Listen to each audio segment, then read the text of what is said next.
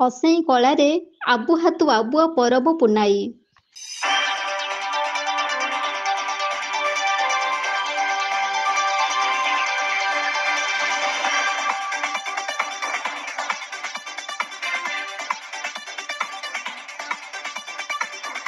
କେନ୍ଦୁଝର ଜିଲ୍ଲା ଜଡ଼ା ବ୍ଲକର ଅସେଇଁ କଳା ଏକ ପ୍ରମୁଖ ଗ୍ରାମ।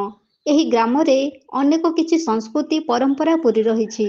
ସାଂସ୍କୃତିକ ପରମ୍ପରା ସହିତ ପୁରାତନ ନୃତ୍ୟ କଳାକୁ ଆଦରି ନେଇ ବିଭିନ୍ନ ପର୍ବପର୍ବାଣିରେ ପ୍ରଦର୍ଶିତ କରିଥାନ୍ତି।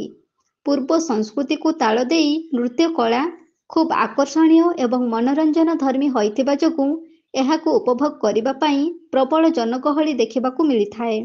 ଠିକ୍ ସେମିତି ଅସେଇଁ କଳାର ନିଜାମ ସାହି ମାଗେ ପରବ କମିଟି ଦ୍ୱାରା ଆୟୋଜନ କରାଯାଇଛି ଆବୁ ହାତୁ ଆବୁଆ ପରବ ପୁନାଇ, ଯାହାକି ଏବେ ସମସ୍ତଙ୍କ ପାଇଁ ଆକର୍ଷଣର କେନ୍ଦ୍ରବିନ୍ଦୁ ପାଲଟି ଯାଇଛି। ଏହି ପର୍ବକୁ ଉପଭୋଗ କରିବା ପାଇଁ ଆଖପାଖ ଲୋକଙ୍କ ପ୍ରବଳ ଗହଳି ଦେଖିବାକୁ ମିଳିଛି। ଛୋଟ ପିଲାଠାରୁ ଆରମ୍ଭ କରି ବୟସ୍କ ବ୍ୟକ୍ତି ପର୍ଯ୍ୟନ୍ତ ପର୍ବକୁ ଉପଭୋଗ କରିବା ପାଇଁ ରୁଣ୍ଡୀଭୂତ ହୋଇଛନ୍ତି। ଏହି ପର୍ବ ମଧ୍ୟ ଖୁବ୍ ଆକର୍ଷଣୀୟ ହୋଇଥିବା ଯୋଗୁଁ ଏ ଅଞ୍ଚଳରେ ଏକ ମନୋରଞ୍ଜନର ଖୋରାକ ଯୋଗାଇ ପାରିଛି। ପର୍ବରେ ଗ୍ରାମର ସମସ୍ତ ପରିବାର ସାମିଲ ହୋଇ ପର୍ବକୁ ଉତ୍ସବ ମୁଖରିତ କରିବା ପାଇଁ ରାଗ ରୁଷା ଭୁଲି ଏକତ୍ରିତ ଭାବରେ ସହଯୋଗ କରିଥାନ୍ତି।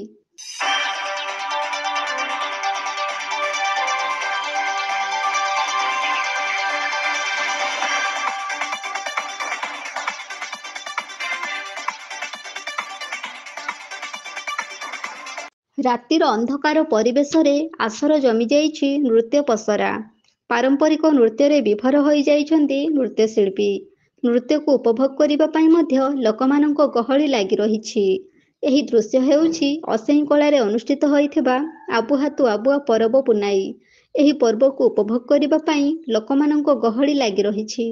ଖୁବ୍ ଆକର୍ଷଣୀୟ ନୃତ୍ୟ ପସରା ରାତିର ପରିବେଶକୁ ରଞ୍ଜିତ କରିଦେଉଥିବା ବେଳେ ଦର୍ଶକମାନେ ମଧ୍ୟ ଭରପୁର ମଜା ନେଉଥିବା ଦୃଶ୍ୟ ଦେଖିବାକୁ ମିଳିଛି।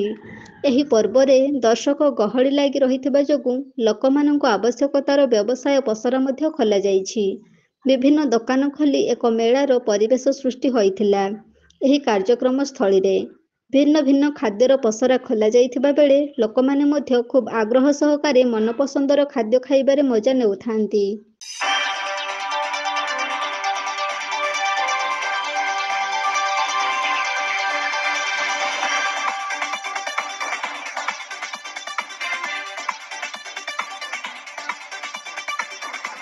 ମହାସମାରୋହରେ ଅସେଇଁ କଳାର ଏହି ଆବୁ ହାତୁ ଆବୁଆ ପରବ ପୁନାଇ ଆୟୋଜିତ ହୋଇଯାଇଛି।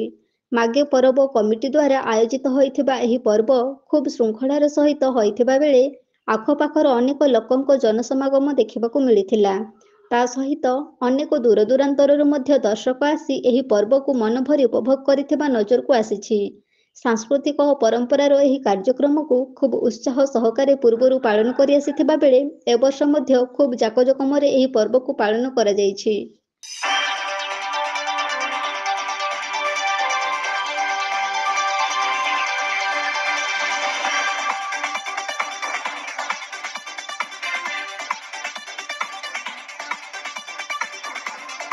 କେନ୍ଦୁଝର ଜଟାରୁ ହରେକୃଷ୍ଣ ବେହେରାଙ୍କ ରିପୋର୍ଟ, এবি ନ୍ୟୁଜ୍।